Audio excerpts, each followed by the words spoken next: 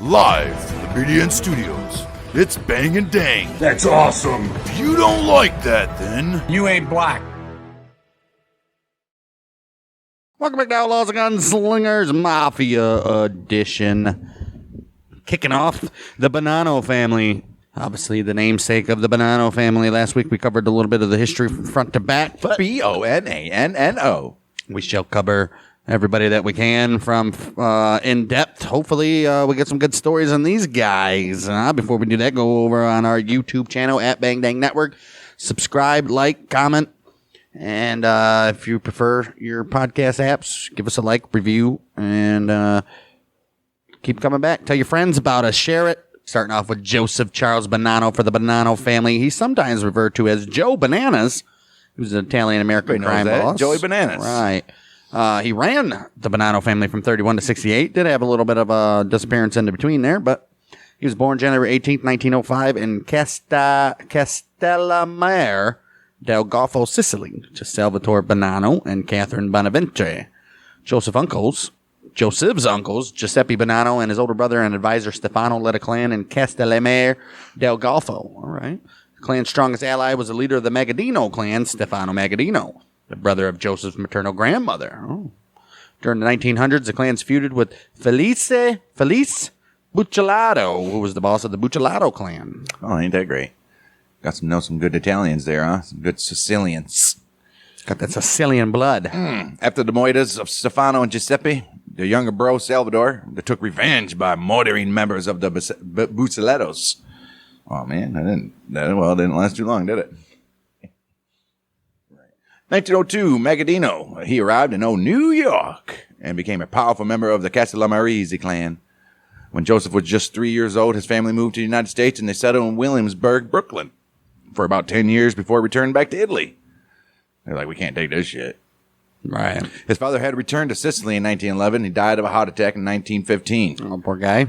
The year of 1921, Magadino fled to Buffalo to avoid moita charges. All right. Well, Bonanno himself slipped back into the U.S. by 1924, and he did that by stowing away on a Cuban fishing boat bound for Tampa with Peter Magadino.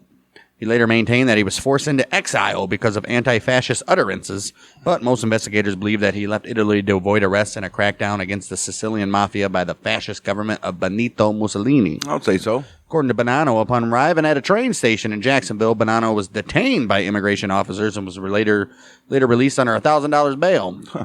He was welcomed by Willie Moretti and an unidentified man. I don't know who that was. It was later revealed that Magadino was responsible for bailing him out as a favor for Giovanni Bonaventure, who was Bonanno's uncle. Bonanno then worked at a bakery owned by his uncle and later took up acting classes near Union Square, Manhattan. Look at this guy. Good for him, right? Go acting. Bonanno became involved in bootlegging activities. He operated a distillery located inside an apartment building basement with Gaspar Di Gregorio and Giovanni Romano, who was later moited in the distillery due to an accidental explosion. Oh, no. During this very time, boss Salvatore Moranzano, he took a liking to Bonanno, and he became his little mentor. Oh, good for him. Well, during the Castellamarese War, let's see what happens here. Between 1930 and 31, Maranzano and Bonanno fought against a rival group based in Brooklyn, led by Joe Masseria and Giuseppe Morello. No shit. However, a third secret faction soon emerged, composed of younger mafiosi on both sides. I wonder who those guys are. These younger mafiosi were disgusted with the old world predilections of Masseria, Maranzano, and other old-line mafiosi, whom they called Mustache Pete's. Mustache Pete's. This group of young Turk mafiosi was led by Masseria's second-in-command, Lucky Luciano, also included Frank Costello, Vito Genovese, Joe Adonis, Carlo Gambino, and Albert Anastasia on the Masseria side. Then you had Joe Profaci, Tommy Gagliano, Tommy Lucchese, Joseph Magliocco, and Stefano Magadino on the Maranzano side. Man. Wait, Magadino is like family to Bonanno. What's up with that? Right, what's up with that? Although Bonanno was more steeped in the old school traditions of honor, tradition, respect, dignity than other mafiosi of his generation, he saw the need to modernize the joint forces with the Young Turks, though. Good to him. In a secret deal with Maranzano, Luciano agreed to engineer the death of his boss, Masseria, in return for receiving Masseria's rackets and becoming Maranzano's second in command. He was moited April 15th, 1931. That was Maranzano. Yes, sir. However, Although Maranzano was slightly more forward-thinking than Masseria, Luciano had come to believe that Maranzano was even more greedy and hidebound than Masseria. No, Masseria was murdered. Right. Luciano was like, damn, Maranzano, you ain't much better than old Masseria, bud. So he declared himself, Masseria declared himself the Tuki. Oh, Maranzano did. Yeah, Maranzano declared himself the boss of all bosses. Capo di tutti capi. As a consequence, Luciano arranged Maranzano's murder as well on the 10th of September in 1931. Y'all know what happened there. After Maranzano's death, Bonanno became boss, or as he called himself, father of the bulk of Maranzano's family. At the age of 26, Bonanno became one of the youngest ever bosses of a crime family. Wow. His role in the events leading up to Maranzano's death has been disputed. Years later, Bonanno wrote in his autobiography that he did not know about Luciano's plans. He claimed to only have learned about them from Magadino. Yeah, right. I mean, I'm sure he had a suspicion. Right. But he knew. According to Bonanno, he subsequently learned that Maranzano and Luciano had had a falling out over influence in the garment district. Reportedly, relations between the two had soured to the point that Maranzano was planning to kill Lucky as early as one day after Maranzano was ultimately assassinated. Damn. Maranzano had given the contract to Irish gangster Vincent Mad Dog Cole, who was actually on his way to Maranzano's office on the day of Maranzano's death. Oh, so he was going to go talk to Maranzano about killing Lucky, but Maranzano got his ass handed to him first. You ain't kidding. According to Bonanno, he concluded that going to war with Luciano would serve no purpose, since Luciano only wanted to be left alone to run his own rackets and demanded nothing from us, he says. He also believed that his soldiers would not be enthused about going to the mattresses again so soon after the end of the Castellammarese War. Right, I mean, that was pretty quick. Yeah, for this reason, Bonanno said he decided to choose, quote-unquote, the path of peace. However, it's probably the best decision they all made. yeah, according to mob expert Anthony Bruno, it defies mob logic to believe that Luciano would still have allowed Bonanno to stay alive had Bonanno still supported Maranzano. Right. Yeah, I mean, what are you going to do? Clearly. In place of the Capo di Tutti Capi and Maranzano's plan, Luciano established a national commission in which each of the families would be represented by their boss, and to which each family would owe allegiance. Yeah. Each family would be largely anonymous in their designated area, but the commission would arbitrate disputes between gangs. Well, it makes sense. Come on, guys. We've got to at least get a little bit organized here, right? 1931, Can't be organized crime if we ain't organized. 1931, 2 months after Maranzano was moited, Bonanno was married, and he married Faye Labruzzo on December 31st, 1905. And they stayed together all the way to the 9th of September in 1980. Yeah, maybe. That's cool. Or she lived until 1980. Right. They had 3 children. Salvatore, they call him Bill Bonanno. Then they had Catherine, sweet Catherine. Right. And they have Joseph Charles Jr. Don't know why. Oh, okay, right. Joe. Bonanno had property in Hempstead, New York, and later Middletown, New York. His son, Bill, developed a severe mastoid ear infection at the age of 10. Oh, no. His parents enrolled him in a Catholic boarding school in the dry climate of Tucson, Arizona. Oh, yeah. After this, Bonanno also maintained a home in Tucson from the early 40s until when he died. Look at that shit. Bonanno had several legitimate businesses, including 3 coat manufacturing companies, laundries, cheese suppliers, funeral homes, and a trucking company. These guys love their funeral homes, don't they? The funeral parlor Bonanno owned in Brooklyn was suspected to be used as a front for disposing of bodies. Right. Especially building double-decker coffins to fit more than one body would be buried at once. Oh, look at that. Jeez. Look at those guys. Plus, they have the incinerator. I wonder if they ever went to the cemeteries and they knew his funeral home did the burying. How many double bodies would be in there? Right. That'd be weird. Right. Wow. 1945, but not maybe Hoffa's over there. Maybe right. In 1945, Bonanno became a United States citizen. Hey, good for you. And later that year, he was convicted for violating wage laws. Like, all right, you're a fucking citizen now, so. He's only fined $450. That's a lot of money in 45. Right. Bonanno allegedly attended the Grand Hotel Et des Palms Mafia meeting in Palermo in October 1957. Allegedly. Right. A month later, in November 1957, the Appalachian Conference was called by Vito to discuss the future of the Cosa Nostra, which Bonanno was reported to have attended. However, the meeting was aborted when the police investigated the destination of the many out-of-state attendees. Their vehicles and, all the vehicles there, they're like, what the hell is all these out-of-state vehicles? So they arrested many of the fleeing mafiosis. Well, Bonanno claimed he had skipped the meeting, but the attendant capo Gaspar Di Gregorio was carrying Bonanno's recently renewed driver's license. Why? An official police report instead lists him as being caught fleeing on foot. All those apprehended were fined up to $10,000 each and given prison sentence ranging from 3 to 5. Damn. However, all the convictions were overturned on appeal in 1960. Okay. In any case, Bonanno suffered a heart attack and was removed from testifying in the trial anyway, so...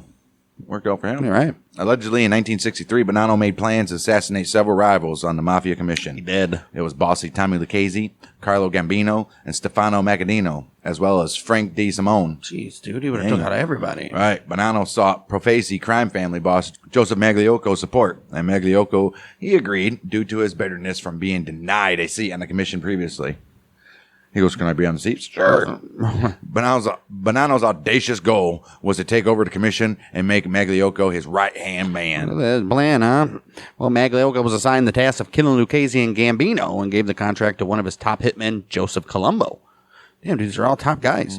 However, the opportunistic Colombo revealed the plot to its targets. The other bosses realized that Magliocco could not have planned this himself. Magliocco, this dude's too fucking stupid for that. Right. It's got to be bananas. Right. That's Joey. Joey Bananas. Remembering how close Bonanno was with Magliocco, and before him, Joe Profesi, as well as their close ties through marriages, the other bosses concluded Joey Bananas was indeed the real mastermind. Well, the commission, they summoned both Bonanno and Magliocco to explain themselves. Bonanno would have been dead, dude. Right. In mid-1964, Bonanno fled to Montreal, leaving Magliocco to deal with the commission himself. Pussy. Badly shaken and failing health, Magliocco confessed his role in the plot. The commission spared his life, but forced him to retire as Profesi family boss. And he had to pay a fine of $50,000. As a reward for turning on his boss, Colombo took control of the Profesi family. Good for him. Bonanno's immigration documents, he falsely declared that he had never been convicted of a criminal offense. Can't do that. Bonanno was detained for nearly 90 days at Bordeaux prison until he was forced to leave Canada. To get out of here. 64, he was forced to return to Manhattan, but on October 21st, 1964, the day before Bonanno was scheduled to testify to a grand jury inquiry, his lawyer said that after having dinner with him, Bonanno was kidnapped, allegedly by Magadino's men, as he entered the apartment house where one of his lawyers lived, which was on Park Avenue and East 36th Street. Oh, no. FBI recordings of New Jersey boss Sam the Plumber DeCavalcante revealed that the other bosses were taken by surprise when Bonanno disappeared. And other FBI recordings captured angry Bonanno soldiers saying, that son of a bitch took off and left us here alone. Oh, it could have been anybody. Oh. Or he just made up the kidnapping story, clearly. Yeah. In his autobiography, he asserted that his abduction was carried out by men who worked for his cousin, Stefano Magadino, the mafia boss in Buffalo. He said he was driven to a rural area in upstate New York. Wasn't that Magadino the guy that... Weren't they planning on killing him, too? No, he was just... They sure were. Was it Magadino? No, it's his own freaking cousin, dude. Own freaking cousin. What a douchebag. Wow. He said he was driven to a rural area in upstate New York, where his cousin warned him. He's like, dude, you're in disfavor. Even though you tried to kill me, I don't know why I'm not trying to kill you right here. Right. All the other leaders, they're pretty pissed. After being held for 6 weeks, he wrote, he was driven to Texas by his abductors at his request and released unharmed. Good for him. He said that he grew a beard to disguise his appearance and spent the ensuing months in hideaways in Tucson and New York. Law enforcement authorities doubted his account, and they believed he dropped out to arrange a truce with his enemies in the old mafia. He was indicted on charges of failing to appear before a grand jury, but it was dropped in 1971. As they usually are. Well, during Bonanno's 2-year absence, Gaspar Di Gregorio took advantage of family discontent over Bill Bonanno's role to claim family leadership. The Mafia Commission named Di Gregorio as Bonanno family boss, and the Di Gregorio revolt led to 4 years of strife in the Bonanno family, labeled by the media as the Banana War. Oh, shit. This led to a divide in the family between loyalists to Bill and, of course, loyalists to Di Gregorio. Yeah, I mean, that's a rough one there. Yeah, you can't be having in-family fighting, though, man. Right. I mean, come on. Come on, guys. Early 1966, Di Gregorio allegedly contacted Bill about having a peace meeting. Bill agreed, suggested that grand uncle's house on Troutman Street in Brooklyn as a meeting place. January 28, 1966. As Bill and his loyalists approached the house, they were met with gunfire. No one was wounded, but they were pissed. Right. Bonanno reappeared on the 17th of May, 1966, and this dude's like Napoleano. Right. Napoleon? Yeah, Napoleon. Bonanno reappeared again on the 17th of May in 1966 at Foley Square. Dude is just at Foley Square. He's like, watch this magic trick. 1968, Di Gregorio was wounded by a machine gun and later suffered a heart attack. Yeah, I bet that would do it. The commission eventually became dissatisfied with DeGregorio's efforts at quelling the family rebellion. He wasn't even trying. And eventually dropped him and swung their support to Paul Scacca. 1968, after a heart attack, Bonanno ended the family warfare by agreeing to retire as boss and move to Arizona. And as part of this peace agreement, Bill also resigned as consigliere and moved out of New York with his father. He said, we'll just get out of here altogether, guys. You spare our lives. I think it's actually said concierge. As part of this peace agreement, Bill also resigned as concierge and moved out of New York with his father. Well, in his autobiography, Bonanno said that in 1968, at the age of 63, he voluntarily retired to Tucson. He offered his explanation as the other bosses and members of his own family had become greedy or no longer respected the mafia's codes of behavior.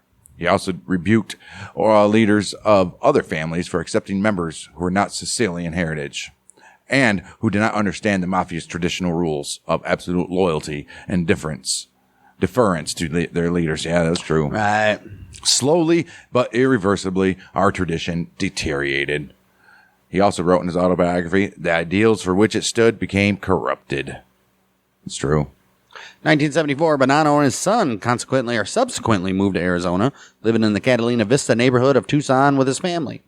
Late 70s, his two sons, Bill and Joe Jr., brought high heat in Northern California after getting involved with Lou Peters, a Cadillac Oldsmobile dealer in San Jose, Lodi, and Stockton. What they do. Right. Louis Peters turned into an undercover informant for the FBI, helping them indict Bonanno. Come on, guys. You can't do that. April 8, 1983, Joseph Bonanno and his son Bill appeared on the CBS News program 60 Minutes to be interviewed by correspondent Mike Wallace. Really? Oh, shit. That's not good. Wow. Later on in 1983, he served 8 months in prison for obstruction of justice. In 1985, he was in prison for 14 months for contempt of court after refusing to testify in a federal racketeering case. Signed federal inmate number 07255-008. He was transferred. Man, if it was 7, he would have been living high. 007, baby. Right. He was transferred from the Federal Correctional Institution. They call me Bonanno. Right. Joe Bonanno. Joe. Bananas. Bananas. He was transferred from the Federal Correctional Institution in Tucson, Arizona to the United States Medical Center for Federal Prisoners in Springfield, Missouri due to ill health at his advanced age, and he was released on November 1st, 1986. Well, during Bill's trial, though, he gave interviews to author Gay Talese that formed part of the basis of his 1971 true crime book, Honor Thy Father. Joseph Bonanno was initially infuriated by the book and refused to speak to Bill for a year. By the late 70s, however, Bonanno's attitude had changed. He had become interested in writing an autobiography to offer his own take on his life. He's like, wait a minute, Bill, you got how much on that book? Bonanno's book was published in 1983 as A Man of Honor, the autobiography of Joseph Bonanno. Bonanno justified his decision to write A Man of Honor on the grounds that Omerta represented a lifestyle and tradition greater than or beyond just the code of silence it is generally understood to be. As he had not been compelled to reveal his secrets by becoming an informant or government witness, he reasoned he did not violate his code of honor because he did it on his own. Right. And who's going to read it anyway? Probably a lot of people. Bonanno's editor for A Man of Honor was publisher Michael Korda, who said of Bonanno, he said this, in a world where most of the players were at best semi-literate, Bonanno, he read poetry. Okay. He boasted about his knowledge of the classics. He gave advice to his cohorts in the form of quotes from Thucydides or Machiavelli. Bonanno died May 11th, 2002. Heart failure, 97. He was buried at Holy Hope Cemetery and Mausoleum in Tucson. What is he? Is he in the ground or is he in the mausoleum? Oh, it's in the mausoleum. Is he buried there or what? 1991, Bonanno's daughter-in-law, Rosalie Profaci Bonanno, published a memoir, Mafia Marriage, My Story. This book was eventually converted to the 1993 Lifetime Network film Love, Honor, and Obey, The Last Mafia Marriage. Oh, yeah, there's a lot of women beating in that one. Right, Bonanno was a Lifetime movie. Right. Bonanno was portrayed by Ben Gazzara. In the 1991 film Mobsters, Joe Bonanno was portrayed by actor John Chapelese. Okay, in 1999, Showtime produced a biographical film called Bonanno, A Godfather Story, released on DVD as Youngest Godfather. Okay, the film chronicles the rise and fall of organized crime in the United States. Bonanno was portrayed by Martin Landau. 2004, Joe's daughter-in-law began putting Joe's personal items up for auction on eBay. Damn, what the hell is this chick doing? Right. Where's all the other family members? Well, this continued up until 2008. Wow. 2006, episode 66 of The Sopranos, members only. Hey. Eugene Members only? Isn't that the... Pontecorvo, he wants to retire, and he uses Joe Bonanno, an example of a retired mob member. Wow. Also in episode 76, Cold Stones, that's what it was called. Oh, Tony Soprano mentions that Joe Bananas went to war against Carlo Gambino for 7 years. 2009, Joe's cousin, Thomas Bonanno, he participated as a mafia expert in the filming of Deadliest Warrior, Mafia vs. Yakuza. Demonstrating his skills and marksmanship with a Thompson machine gun, as well as talking about true Sicilian mafia philosophy and culture. 2014, El Dorado, the series finale of Boardwalk Empire. Joe Bonanno, played by Amadeo Fusca, has a non-speaking cameo role. No, not a cameo. He is seen sitting at a table as Lucky Luciano gathers the country's most powerful crime bosses and forms the commission. He is portrayed by Chaz Palminteri in the 2019 TV series Godfather of Harlem. Nice. 2019 film The Irishman, Frank Sharon, played by Robert De Niro, compares Bonanno's kidnapping and a telephone conversation with the wife of Jimmy Hoffa to her husband's disappearance. He is portrayed finally by Sal Landy on the 2022 TV series The Offer. I haven't watched any of The Offer yet, or as the Godfather prequel. Oh, it's about making... Right. No, it's a show about making The Godfather. Oh, that's stupid. I haven't watched Godfather of Harlem either because I don't know if I can get into Forrest Whitaker being a mob boss. Why not? He was a samurai. He was what? You never seen that? He was a samurai? Ghost Dog, Way of the Samurai or some shit? No. Yeah, it was a good-ass movie. Back in the day. All right. Joe Bananas. Yep, Joey Bananas. None of these guys are going to have big, long, hour-long stories, though, guys. I hate to tell you. It's just not a much on these guys, huh? Right. But we should be getting into, we'll probably cover Di Gregorio, Paul Scacca, Joe Diamonds, Evola, Rusty Rastelli, Carmine Seagar Galante. We got a lot of Joseph Massino. Why'd you jump to Vincent Bassiano. What? What did I jump to? Paulo Orlando or Sebastiano Di Gattino? Well, because that's all before Salvatore Maranzano, and we don't want to hear about that shit because they did nothing. Yeah, maybe. Yeah, they don't have to be in order, right? You got to cover Bonanno first, I guess. Yeah, maybe we'll have Nicola Scabriarbo and Sebastian Di Gaetano. They got something? Nah, he got nothing. But obviously, we already know. Where is he? Is he not a part of this? Donnie Brasco. How big is his story? It's not the big one, man. What's that about? Gotta be more than that. That's some bullshit. They gotta be more. You tell me the dude wrote a whole autobiography. There's nothing in here. That's going to have to take some internet looking. But I'm sure there's some shit. Yes, he is. He's got a podcast as of 2020 called Deep Cover, The Real Donnie Brasco. I bet you that's interesting. He's like 90. He's 83. All right, yeah. So we got a lot of stuff for the Bananos. And that's just the tip of the iceberg because we got 3 more families after this and a lot more families after the 5 families. So keep it here on the Outlaws and Gunslingers. In the meantime, go check out Outlaws and Guns. In the meantime, go check out Battles of the American Civil War, where we just finished up the Battle of Chickamauga and now heading into some smaller battles, C's and D class battles, all the way up until the end of 1863. And then over on, according to Wikipedia, we just finished up part 2 of the Industrial Revolution. And fitting for this, we are about to cover Venice, Italy. So, yeah, according to Wikipedia, Yay. Battles of the American Civil War and Outlaws and Gunslingers, all 3 available on our YouTube at Bang Dang Network. So give us a subscription. And we'll be back next week for some more Mafia shenanigans, probably another retelling of the Castellammarese War, and yeah, so join us then. We are the Mother Music Industry.